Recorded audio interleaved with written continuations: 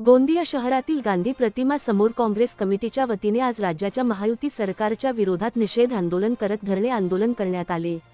महायुती सरकारने राज्यात अराजकता माजवली असा आरोप करत शेतकऱ्यांच्या व बेरोजगार तरुणांच्या मुद्द्यांना घेऊन सरकारवर निशाणा साधण्यात आला।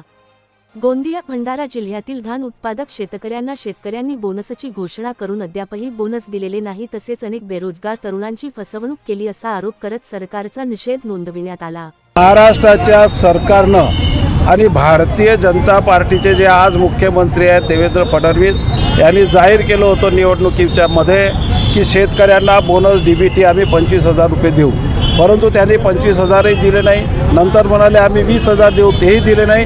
आज मार्च महिन्यात समाप्तीच्या लाईनला आलेला अजूनही शेतकऱ्यांना त्यांनी खरीपावर बोनस दिले नाही। तो एक विषय आहे। दुसरा विषय आहे की या जिल्ह्यामध्ये बेरोजगार तरुणांना कॉन्ट्रॅक्ट बेसवर जे घेत आहेत त्या कॉन्ट्रॅक्ट बेसवर मुलं जे काही आहेत ते पुण्याकडचे बाहेरचे येतात, पण जिल्ह्याच्या मुलांनाही कॉन्ट्रॅक्टवर घेत नाही आणि म्हणून कॉन्ट्रॅक्ट बेस हा रद्द करण्यात यावा ही एक आमची मागणी आहे।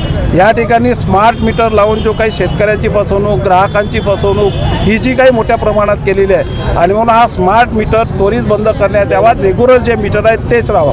राहिला प्रश्न थेप केसच्या नावाखाली ते मोठ्या प्रमाणामध्ये दंड आकारतात। थेप केस म्हणजे काय?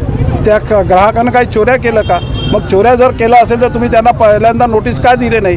कुठलाही नोटीस न देता कोणाच्याही घरी जाऊन त्याचा मीटर काढणं आणि त्याला थेप केसच्या नावाखाली दंड करणं हे सुद्धा बंद करणं हे काळाची गरज आहे आणि म्हणून तो एक आमचा या ठिकाणी मुद्दा आहे। या ठिकाणी महागाईचा रेशो मोठ्या प्रमाणात वाढलेला आहे, त्याच्यावरही कंट्रोल अजून या सरकारने केलेलं नाहीत। असे विविध मुद्दे घेऊन जे शेतकऱ्यांना आता 8 तास फक्त लाईन देत आहेत, रब्बीची फसल लावलेली आहे, टेम्परेचर कंटिन्यू वाढत आहे, 8 तासामध्ये कुठलीही लाईटवर फसल होऊ शकत नाही आणि म्हणून शेतकऱ्याचा मोठ्या प्रमाणामध्ये या नुकसान होत आहे। तिसरा शेवटचा मुद्दा आमचा आहे धान खरेदी केंद्रावर ज्या शेतकऱ्यांनी धान दिलेलं आहे त्याचे पेमेंट अजून झालेले नाहीत, हे पेमेंट केव्हा करणार हा महत्त्वाचा मुद्दा आहे। असे अनेक मुद्दे घेऊन आज आम्ही कलेक्टरच्या मार्फत SDOकडे आम्ही त्याचं निवेदन देत आहोत आणि ही मागणी करण्यासाठी म्हणून या ठिकाणी धरणे आंदोलनावर आम्ही बसलेलो आहोत। महाराष्ट्रामध्ये देवेंद्र फडणवीसची महायुती सरकारने जो अराजकता माजवली होती आणि विरोधी पक्षामध्ये असलेले शिवसेनेचे एकनाथ शिंदे आणि शरद पवारचे अजित पवार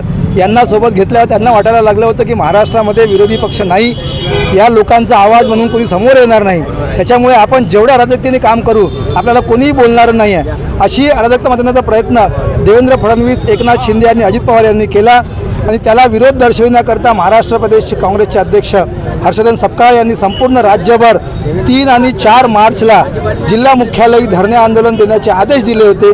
त्या आदेशाच्या अनुषंगाने आज गोंदिया जिल्ह्यामध्ये सुद्धा आज आम्ही धरणे आंदोलन दिलेले आहे। खऱ्या अर्थाने शेतकऱ्यांची जी पिळवणूक होत आहे, आज आपण महाराष्ट्रामध्ये गोंदिया भंडाऱ्यामध्ये पूर्व विदर्भामध्ये फक्त धान उत्पादक शेतकऱ्यांचं बोलतो, त्याच्यापेक्षा वाईट अवस्था आज विदर्भामध्ये कापूस उत्पादक शेतकरी असतील, सोयाबीन उत्पादक शेतकरी असतील, तूर उत्पादक शेतकरी असतील, यांची अतिशय वाईट अवस्था आहे। 10,000 रुपये कापसाला भाव देणार होते, आज 5,000 रुपयाला कोणी कापूस विचारायला तयार नाही आहे। सोयाबीनची अवस्था तर अतिशय वाईट आहे, 3,000 रुपये क्विंटलनी सोयाबीन लोक विकत आहेत। तुरीची अवस्था आपण बघितली असेल, तुरीच्या डाळीचे भाव खाली आलेले आहेत। आज तूर 80 रुपये किलो, 90 रुपये किलोने तूर विकत आहेत। नाफेड खरेदी करायला तयार नाही आहे, पैसे द्यायला तयार नाही आहे। गोंदिया भंडारा जिल्ह्यामध्ये नुकसान भरपाईचे पैसे आजपर्यंत मिळालेले नाही आहे। शेतकऱ्यांचे धान विकले, धानाचे मोबदला आजपर्यंत मिळालेला नाही आहे आणि त्याच्या व्यतिरिक्त लाडली बहिणाच्या योजनेखाली प्रचंड गाजावाजा करणारी सरकार आणि खऱ्या अर्थाने लोकांचा आवाज दाबण्याचं काम हे सरकार करीत आहे, परंतु हा आवाज दाबला नाही पाहिजे म्हणून आज काँग्रेस 3 आणि 4 तारखेला सांकेतिक रूपाने धरणे देत आहे। पुढच्या काळात सरकारला हा काँग्रेसच्या माध्यमाने इशारा आहे, जर यांनी लोकांवर असा अत्याचार करण्याचा पुन्हा प्रयत्न केला तर काँग्रेस रस्त्यावर उतरून वेळ पडे प्रसंगी कायदा सुव्यवस्था ढासळण्याची जबाबदार सरकार राहील, पण काँग्रेस रस्त्यावर उतरून लोकांना न्याय दिल्याशिवाय राहणार नाही।